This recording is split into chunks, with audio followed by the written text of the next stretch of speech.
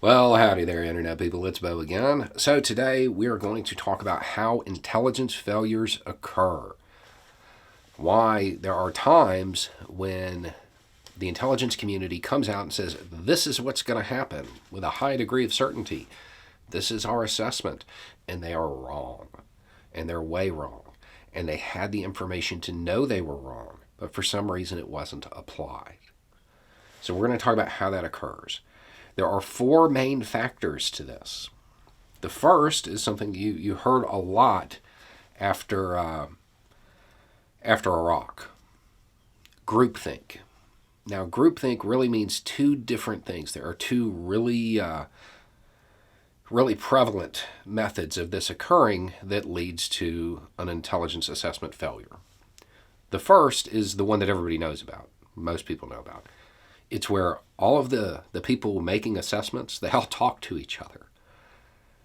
And they share information and they share their assessments rather than just publishing it, you know. So what tends to happen when that occurs is people change their estimates based on information provided by the people that they talk to.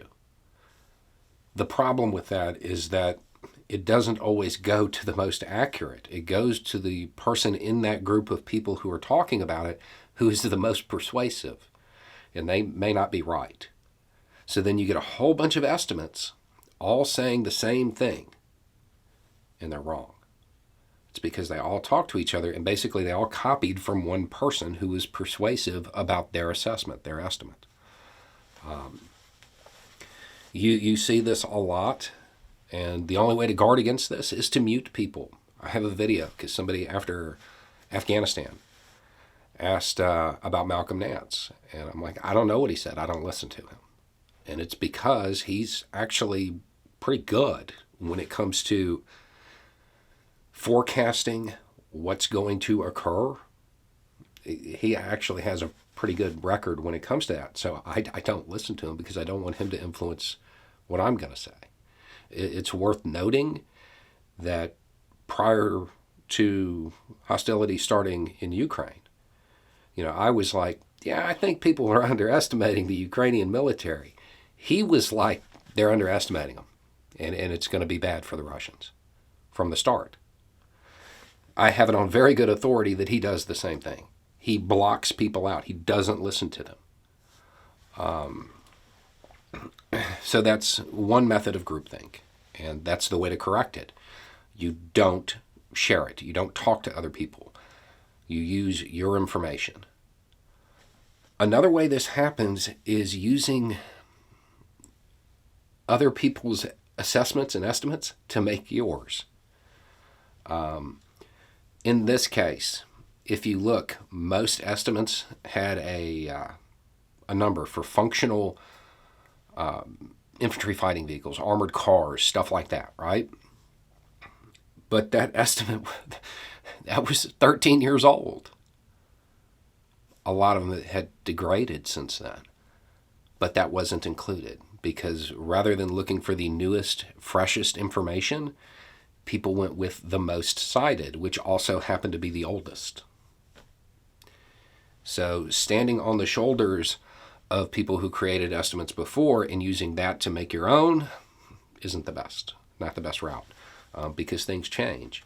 A decade in military development, that's huge. That is huge. The second way it can occur, the second way intelligence failures occur, assuming the opposition won't make a mistake.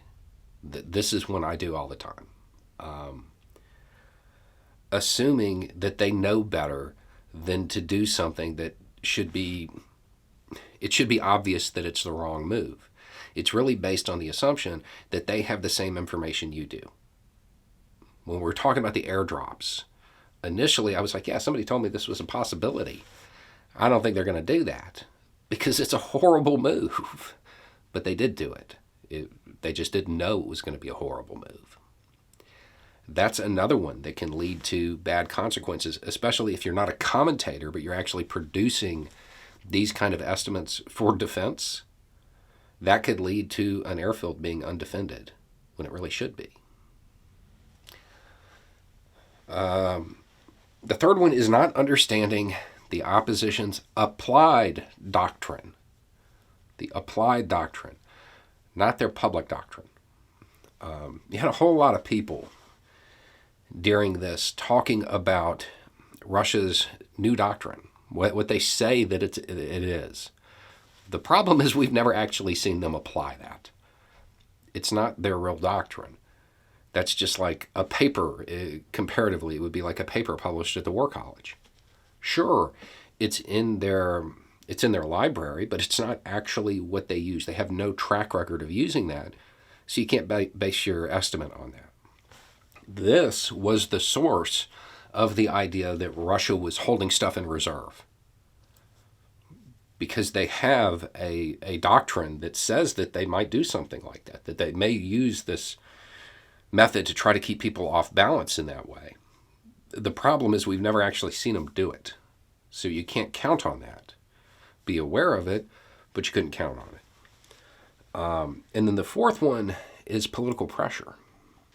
There's a lot of pressure to come up with the right answer, and this is for commentators and people doing it in government service. You come up with an estimate that says, a good one, hey, the United States, they can go toe-to-toe with Russia and China at the same time and win. That sounds like something that would be pleasing to the higher-ups. It's not. Because when that information goes public, well, then why are we spending all this money?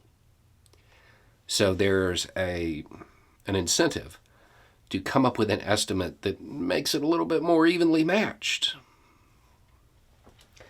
In the commentators' world, there's the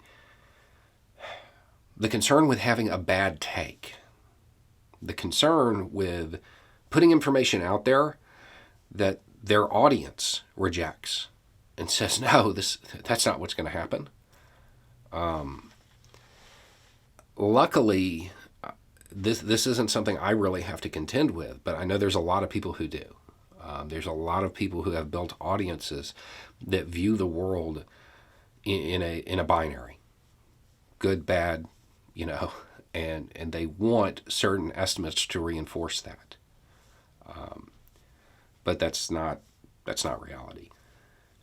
When you're back talking about the military side of things, if you have an estimate that says, hey, this highly publicized thing that the administration wants to do that's going to blow up in their face, that may be ignored because the administration's already gone public with it. That's how intelligence failures occur. Groupthink, assuming the opposition won't make a mistake, not using their applied doctrine, not the one they say they have, and political pressure. Most times after events like this, and it will certainly happen this time, I know for a fact it'll happen this time, when they do the hot wash afterward, and how did this happen? How are we so wrong? The answer is always the same. They had the information. They just didn't use it. They used old estimates to formulate their new estimates. They talked to each other. They blended stuff together that shouldn't have been blended. They didn't come up with independent analysis. All of this stuff leads to intelligence failures. And it's something that the U.S. has been battling since the fall of the Berlin Wall. That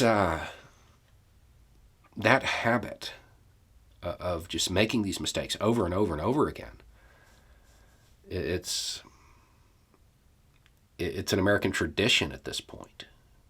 I mean, everybody is looking to Ukraine right now, but understand the same thing happened in 2003. The same thing happened in Iraq the first time. I mean, they had people terrified of the Republican Guard, a special unit. But the reality is that's all paper doctrine. In real life, they weren't that good. And there were estimates that showed that. But they had people terrified of them.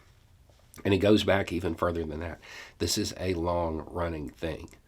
The people who can produce accurate estimates, they try not to make these mistakes, these 4 mistakes. Those are the big ones. Smaller ones or formulating it without having the information. In today's age, the information's out there. You just have to look for it. Or being fed bad information, having estimates that were intentionally seeded with false information from the other side. Those are the things, but those are rare. Most of the real errors are self-inflicted. They're these things right here. So, anyway, it's just a thought. Y'all have a good day.